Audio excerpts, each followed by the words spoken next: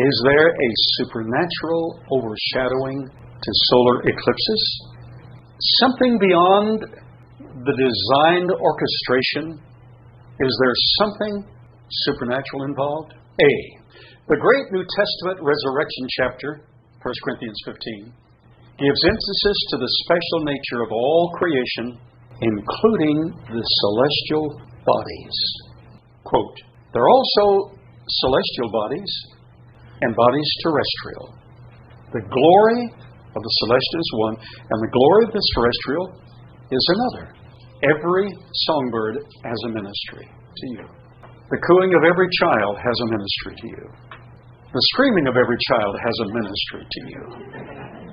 Wake up, I'm hungry, or I need to be changed. Whatever it is, there's a ministry. B, the darkness of Calvary was not a normal eclipse. Secularists have tried to refer back and say, oh, well, eclipses are common. There was an eclipse. Oh, it's impossible for that to have been an eclipse. The moon was on the wrong side of the earth, for one thing. It was Passover time. It had to be full moon. But it gets more intense. The darkness of Calvary was not a normal eclipse. These last only a few minutes. The singular event of Calvary's darkness lasted 3 hours and was accompanied by other unique phenomena. It wasn't just that there was a 3-hour eclipse. The sun was dark in 3 hours. Matthew 27. Now from the 6th hour, that's high noon, there was darkness over all the land. Not just Jerusalem. Over all the land unto the 9th hour, Luke 23:44 emphasizes that it was over all the earth. Wait a minute. That's not a normal eclipse. You're right. And it was over all the earth. Matthew says over all the land, and so we say, okay, that's the territory around Jerusalem. Because land could mean local, land could mean global, but Luke emphasizes that darkness was over all the earth. Jesus, when he had cried again with a loud voice, yielded up the ghost, and behold, first darkness. Number 2, the veil of the temple was rent in twain from the top to the bottom. History records, history documents that veil was woven 4 inches thick, and it would take a team of 8 horses, 4 on each side, to pull it apart. Well, the creator of the universe is able to stretch out space anytime he wants, do anything he wants. And the veil of the temple, oh, by the way, in a Jewish home, when the firstborn son died before the father took his cloak and ripped it from top to bottom. The veil of the temple was rent in twain, in 2, from the top to the bottom. And the earth did quake, and the rocks rent. The rocks were broken, and the graves were opened, and many bodies of the saints which slept arose.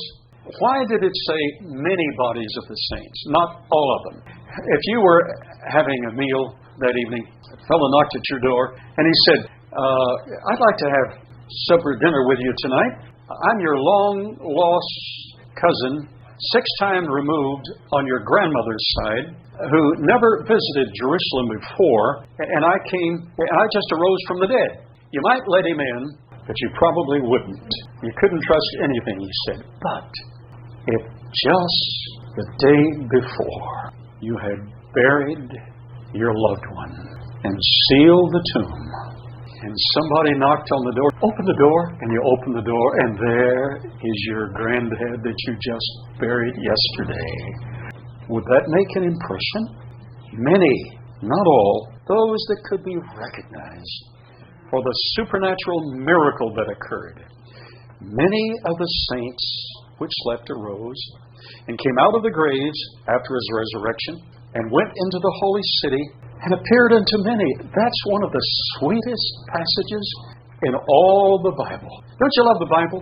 Now, when the centurion, still quoting Matthew, and they that were with him watching Jesus saw the earthquake and those things that were done, not just the earthquake, they feared greatly, saying, truly, this was the Son of God. Wow. The eclipse, that eclipse at Calvary, and the earthquake were witnessed around the world. Thales, Greek historian Thales, wrote a history of the Eastern Mediterranean from the Trojan War to the 167th Olympiad, and refers to the darkness in the third book of his histories. He's quoted by Julius Africanus as follows. Africanus composed a 5-volume history of the world around 221 AD.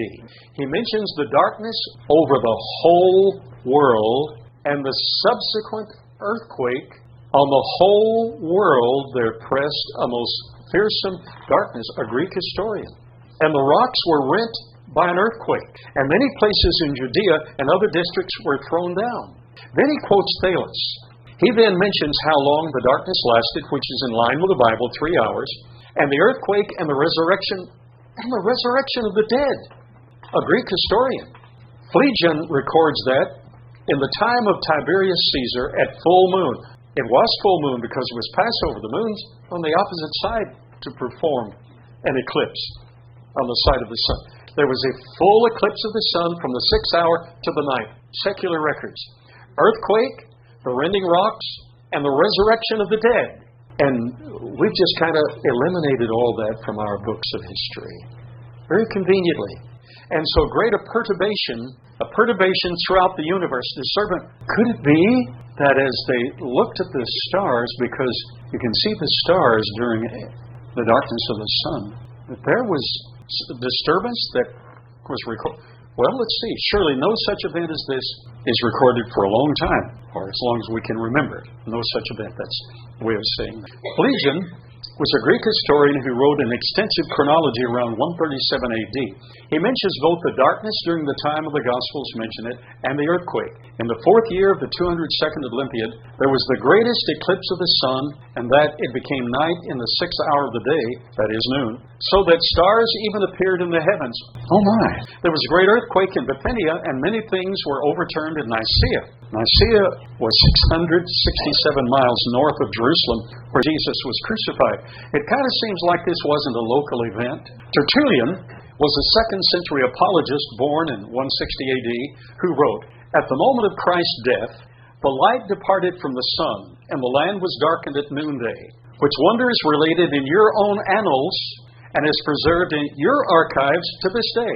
A challenge to the general secular populace. You wrote about it.